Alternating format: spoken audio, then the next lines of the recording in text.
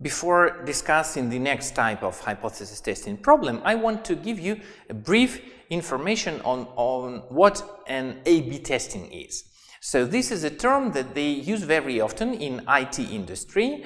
So this is a situation when you have some service that is used by great number of users, by at least tens, thousands of users. It can be an online store, some website or mobile application and so on. And so you want to change something in your product, in your service, to make it more convenient for the users. So usually you change something in user interface. And so you make these changes to improve your service, and after this, you want to test whether what you have just done improved your service or not, actually. Is this good for your users? Or maybe not, or maybe the situation is for them is the same or even worse. So how this can be done? So you usually are interested in some target indicator, so you want to understand if this indicator is significantly different for the new version of your interface or not significantly different. So typically this target indicator is a proportion of users who performed some action, who did some action. Like, for example, who clicked some banner, or who bought something in your online store, who made a purchase. Or, for example, proportion of users of your mobile application who used the application at least once during a day, or something like this. So typically you are interested in proportion of users that did something. So what is an A/B test? This is a situation when you split a random sample of users into two sub-samples, and so for the half of all these randomly chosen users are shown A version and half are shown B version. So A version and B version are usually the old one and the new one. So when a new user comes, you just like flip a coin, and so if you see heads, you show the A version to this user. If you see tails, you show the B version. So just randomly.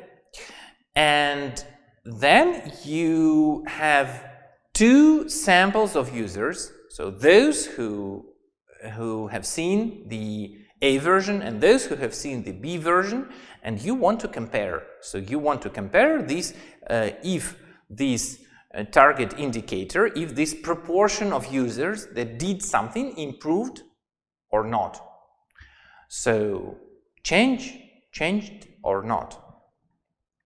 So, and as you can understand, the natural way to solve such a problem is to test a hypothesis on the equality of two proportions.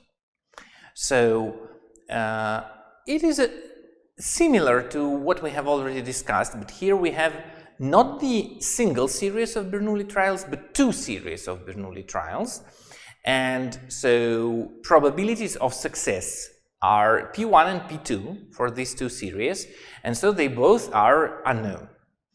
And what we want to test here is a hypothesis on the equality of P1 and P2. But so how we can present the data we have?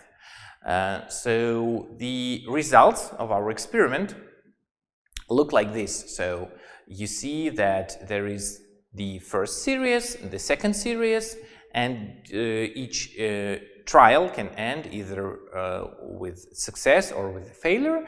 And so you say that in the first series there were n11 successes and n12 failures, and totally there were n1 dot experiments, n1 dot trials in the first series. In the second series there were n21 successes, n22 failures, and totally n2 dot trials.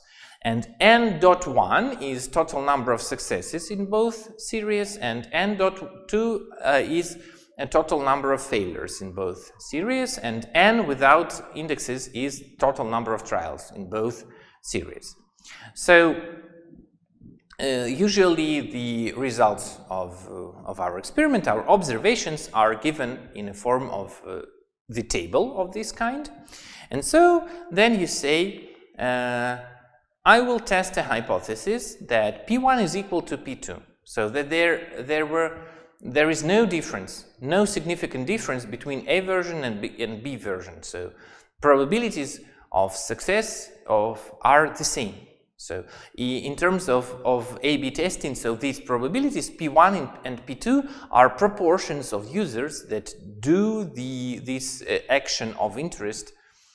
So, and the null hypothesis is that there is no significant difference. So that these two proportions are equal. And so actually the hypothesis you usually want to test is a hypothesis that P1 is greater than P2, or that P1 is less than P2, not the hypothesis on their equality. But you remember that the null hypothesis must be a simple one. So that is why, in spite of the fact that we are usually want to test a hypothesis on inequality, so this hypothesis we want to test can be accepted as an alternative one, and so the null hypothesis is always a simple hypothesis that has an equality sign.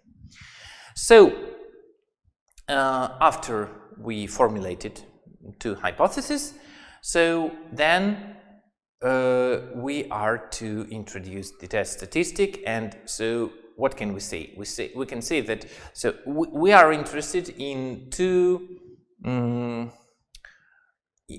probabilities.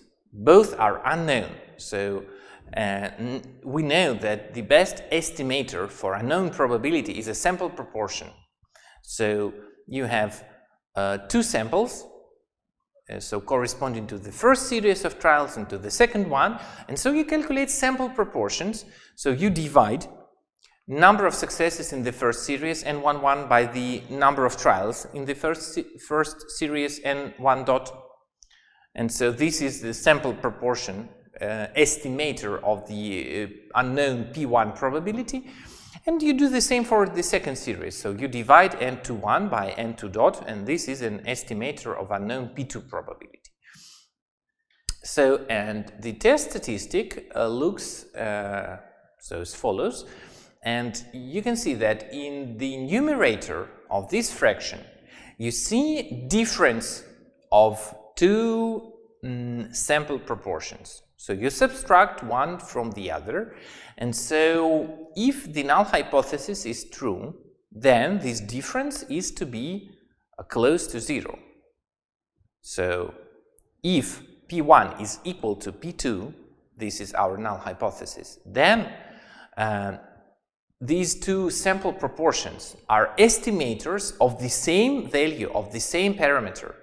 As the first one is estimator of P1, the second one is an estimator of P2, and so as P1 are supposed to be, P1 and P2 are supposed to be equal, so then both these sample proportions are estimators of the same value, and that is why their difference must be very close to 0, so almost equal to 0. So in case when the null hypothesis is true, the difference we see in the numerator is to be close to 0. So if, for example,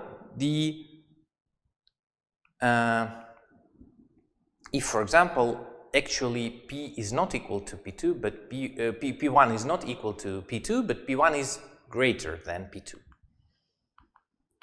In this case, the first fraction is supposed to be greater than the second one. So the first sample proportion is to be greater than the second one, and so their difference is to be positive. And so the greater the difference between P1 and P2 is, more positive is this difference of two sample proportions. So the numerator of this test statistic, positive values are in favor of hypothesis that P1 is greater than P2. So for the same reasons, negative values of this difference are in favor of hypothesis that P1 is less than P2. So in this case, so the first sample proportion is estimator of a number that is less than the number that is estimated by the second sample proportion. So difference is supposed to be negative.